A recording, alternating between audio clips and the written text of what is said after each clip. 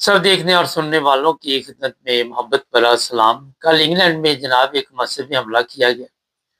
اور باقاعدہ فائرنگ کی گئی۔ پہلے تو یہ ہوتا تھا کہ کھڑکیاں دروازے کسی کو نقصان پہنچا دیا جاتا تھا، لیکن اب ڈائریکٹ فائرنگ کے کام بھی شروع ہو گئے، جو بہت ہی افسوسناک ہے۔ پولیس کا کہنا ہے کہ ایک 44 سالہ بندے کو لندن سے حراست میں لیا گیا۔ ابھی تحقیقات جاری ہیں کیا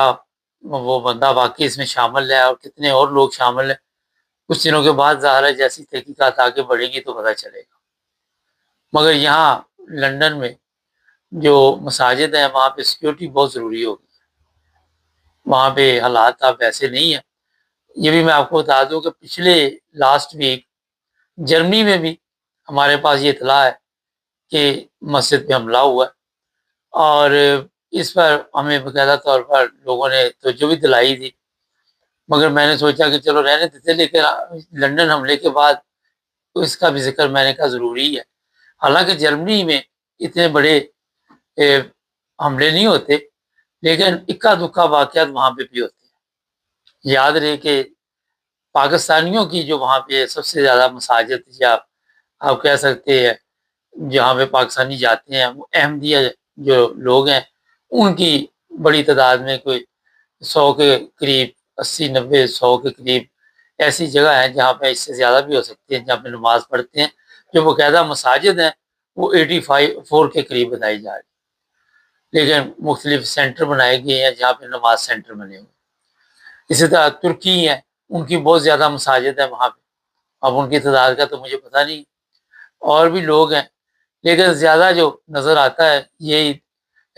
جو پاکستانی احمدی وہاں پہ دیکھنے میں آتے ہیں جن کی مساجد ہے وہاں پہ، اور دوسرے جو ہیں وہ ترکی ہیں۔ اور مسجد میں تو سب لوگ ہی جاتے ہیں نماز پڑھنے کے لیے، اور انگلینڈ میں آپ سب کو پتہ ہے کہ ہر جگہ پہ مسجد کوئی نہ کوئی آپ کو راستے میں نظر آ ہی جاتی ہے کہیں آتے جاتے، لیکن یہاں پہ جو نماز پڑھنے والے وہ اپنے آپ کو غیر محفوظ سمجھتے ہیں، اور خطرہ یہ ہوتا ہے کہ کوئی ایسا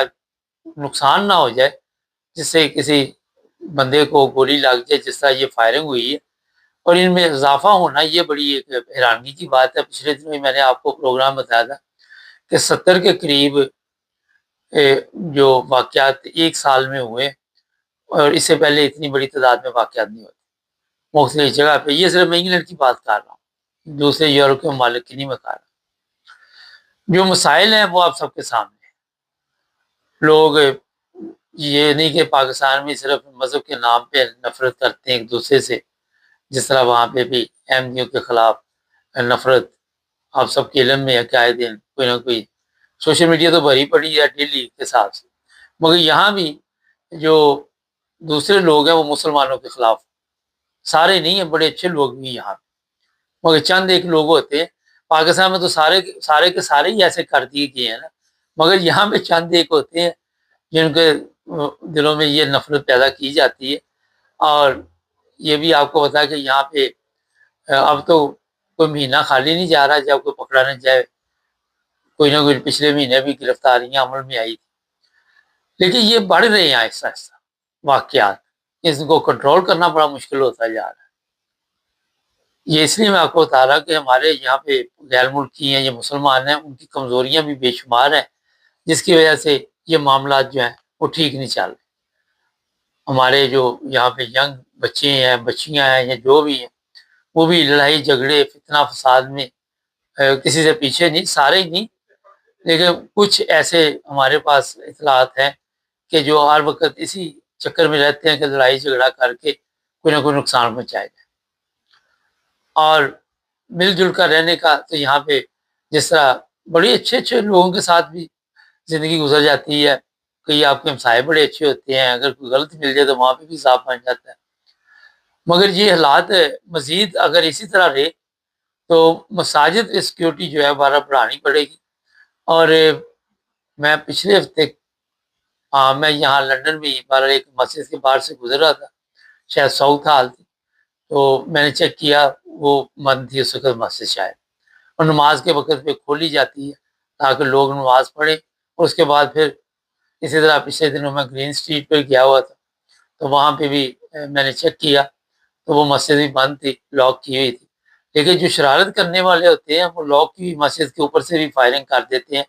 اور کسی نہ کسی طرح مقصد ان کا یہ ہوتا ہے کہ ان کے اندر خوف ڈالا جائے، اور یہ لوگ جو ہے